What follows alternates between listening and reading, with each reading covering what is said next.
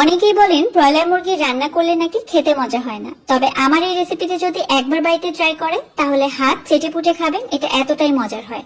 আজকে আপনাদেরকে সঠিক নিয়মে আর সেরার সাথে ব্রয়লার মুরগি ভুনা করে দেখাবো, যেভাবে মুরগি ভুনা করলে আপনারা রুটি, পরোটা, সাদা ভাত, পোলাও যে কোনো কিছু দিয়ে খেতে পারবেন।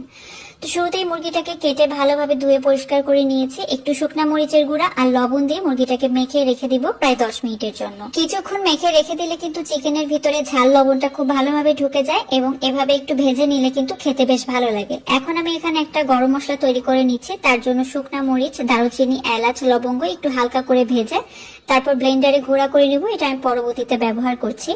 এখন আমি চিকেনের পিসগুলোকে একটু হালকা করে ভেজে নেব।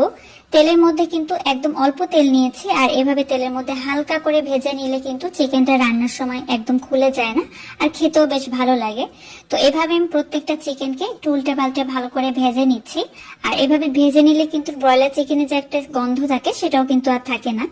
তো ভাজা হয়ে গিয়েছে, দেখতে পাচ্ছেন কেমন ভেজে নিয়েছি। এখন তুলে নিয়ে আমি এখানে গোটা গরম মশলা আর তার সাথে গোটা জিরা দিয়ে একটু তেলের মধ্যে ফোড়ন তুলে নিচ্ছি। আর তারপর দিয়ে দিব একটুখানি তেজপাতা, মানে এখানে একটা তেজপাতা নিয়েছি।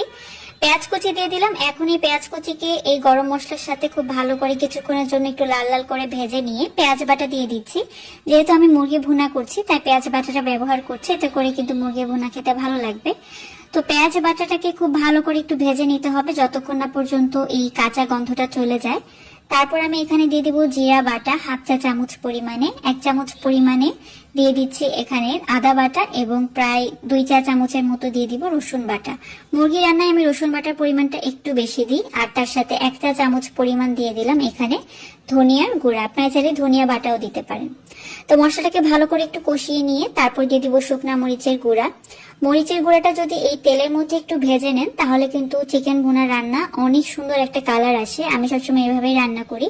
দিয়ে দিলাম 1 চামচের মতো হলুদের গুঁড়া আর তার সাথে স্বাদ মতো লবণ। লবণটা প্রায় আমি এখানে 1.5 চামচের মতো নিয়েছি। যে মশলাটা প্রথমে ভেজে রেখেছিলাম সেটাকে গুঁড়া করে হাফটা আমি এখানে দিয়ে দিয়েছি আর হাফটা পরে ব্যবহার করছি। তো এবার কিন্তু খুব ভালো করে মশলাটাকে কিছুক্ষণের জন্য কষিয়ে নিতে হবে। তারপর আমি ভেজে রাখা চিকেনগুলোকে দিয়ে দিচ্ছি। এখন এই চিকেন সহকারে মশলাটাকে ভালো করে কষিয়ে নিতে হবে যতক্ষণ না পর্যন্ত উপরে তেলটা ভেসে ওঠে। একটু সময় নিয়ে কিন্তু ভাজতে হবে। যেহেতু চিকেনটাকে শুরুতে ভেজে নিয়েছি তাই মশলাটা কিন্তু যাতে ভিতরে ভালোভাবে ঢুকে যায় এজন্য কিন্তু ভালো করে চিকেনটাকে ভুনা করে নিতে হবে। তারপর আমি এখানে দিয়ে দিচ্ছি পরিমাণ মতো পানি চিকেনটা সেদ্ধ হওয়ার জন্য। যেহেতু আমি ভুনা তৈরি করব, কোনো ঝোল রাখবো না, তাই এখানে পানিটা কিন্তু বুঝে দিয়েছি চিকেনটা ভালোভাবে যাতে সেদ্ধ হয়ে যায় এবং পানিটাও শুকিয়ে যায়। তো এখন ঢাকনা দিয়ে অনেকক্ষণ প্রায় রান্না করে নিয়েছি। চিকেনটা ভালোভাবে সেদ্ধ